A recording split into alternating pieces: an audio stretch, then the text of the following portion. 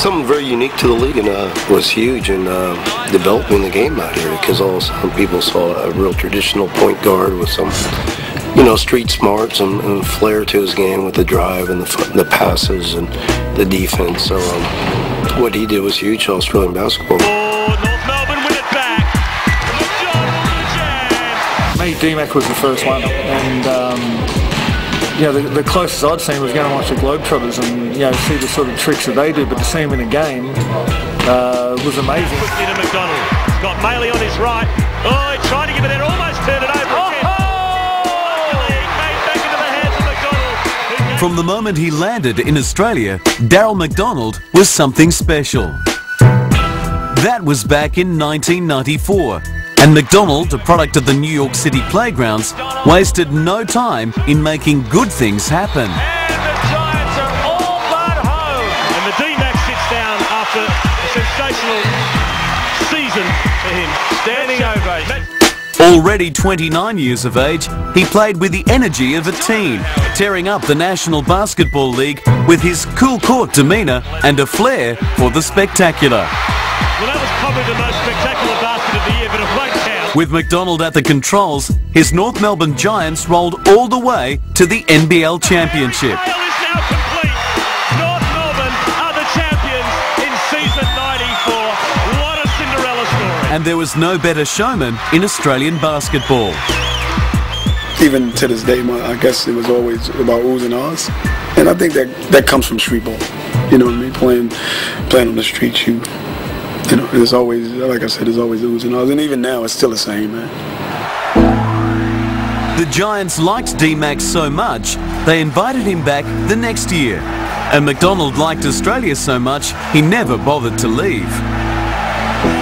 Staying to piece together an impressive 15-year Hall of Fame career that will end after his Melbourne Tigers finish with the Sydney Kings in the NBL Finals, which open this week.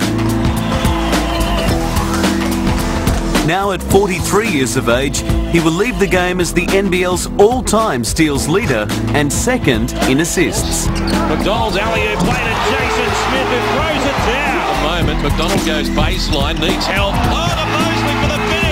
A wrap-around no-look pass from McDonald, and Mosley throws down another jam. He could have a third championship ring and will go as one of the greatest to ever grace the hardwood in Australia.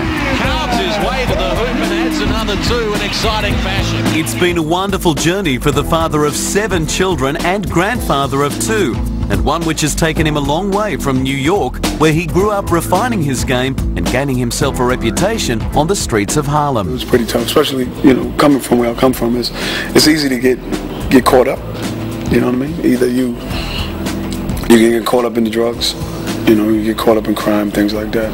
Lost a few friends in the jail. Some end up, dead, things like that.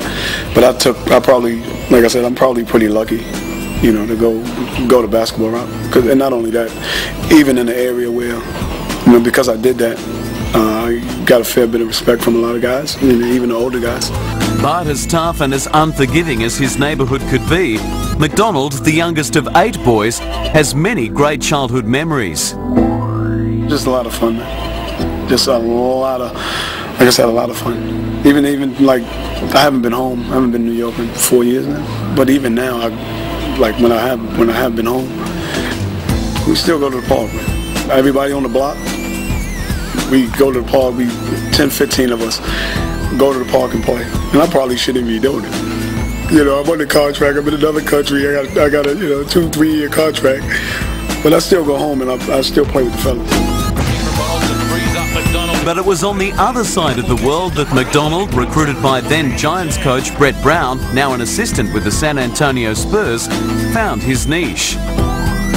The relationship worked from day one, and it didn't take long for McDonald to become the talk of the town. When I came, I think I wouldn't say change the perception. I think I brought probably something different, because I didn't come in and have to score 30, 40 points a game for us to win.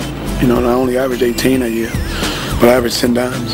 So, everybody's saying, this guy coming, he's just making everybody look better, making the guys look better. McDonald has been giving ever since, delivering for some of the most decorated names in Australian basketball, including Hall of Fame-bound coaches Lindsay Gaze and Brian Goorjian. He even ran in the same backcourt with the legendary Andrew Gaze on a Melbourne Tigers team that also featured Leonard Copeland and Mark Bradkey. All four will one day reside in the NBL Hall of Fame. As much as McDonald has given the game he loves, he knows basketball has given him so much more in return. For that, he will be forever grateful. Wouldn't be where I am today without this game, and that's going back. That's going back years. That's going back playing in the snow. That's going back, playing at night. Going to the park at night, 1, 2 o'clock in the morning, lights on, playing one-on-one, full court one-on-one. That's going back to back then. Without the game of basketball, I wouldn't be where I am today. The D-Mac sits down after a sensational